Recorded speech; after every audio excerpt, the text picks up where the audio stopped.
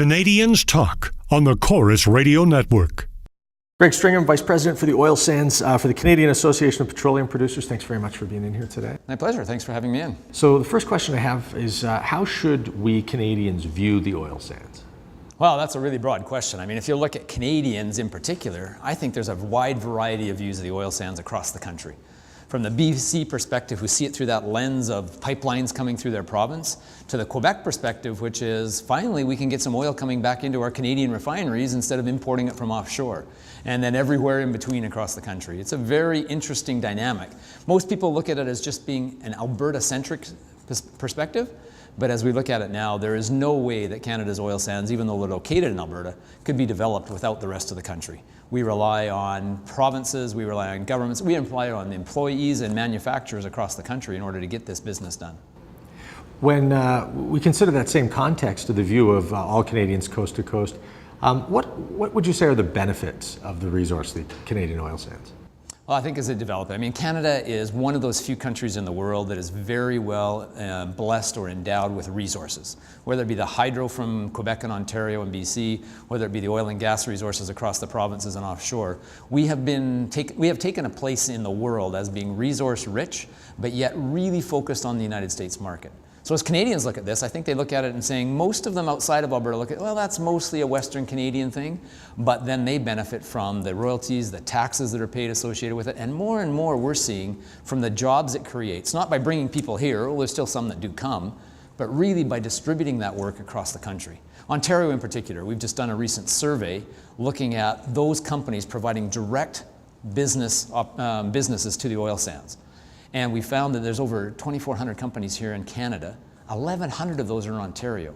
The next biggest province is BC, which surprises them. There's over 600 companies there that are directly involved. This is not the indirect in the restaurants and the hotels. This is actually directly involved in doing that. And it even spreads further across there. So those are kind of the biggest benefits I see to the country. And it really does give us a presence on the global stage. When we look at the development of the oil sands, do we see some improvements that could be made by industry?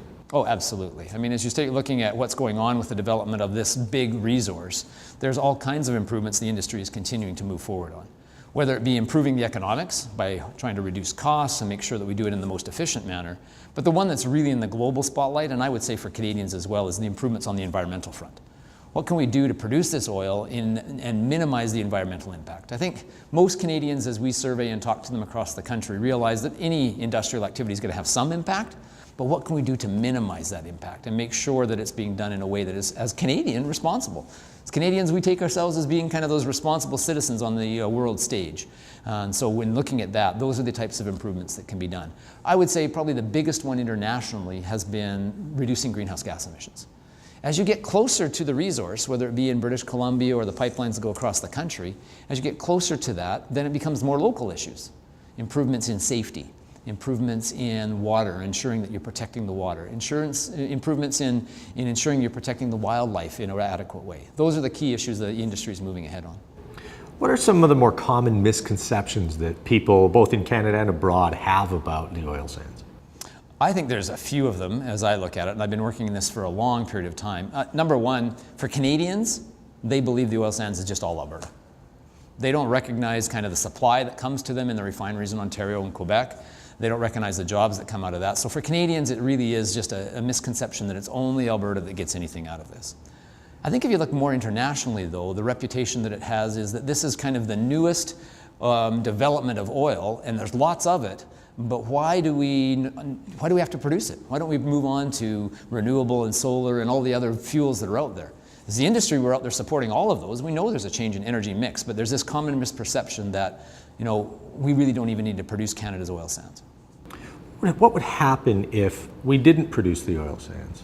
Or if we never had it in the first place, or if we just stopped today? Yeah, if you take a look at that from a Canadian perspective, the economics, I mean, this provides over 5% of the economic growth in Canada. It would just be a shock to the economy from a business to business perspective. But if you start looking at it more in a global perspective, I mean, today the world produces and consumes about 90 million barrels a day. And out of Canada, we produce 3.5 million, growing to 6.5 million over the next 20 years. So a small proportion, but it's that proportion that balances out the whole market. There's not another country in the world, including the Middle East, that could instantaneously replace 3.5, let alone 6.5 million barrels of oil on the market.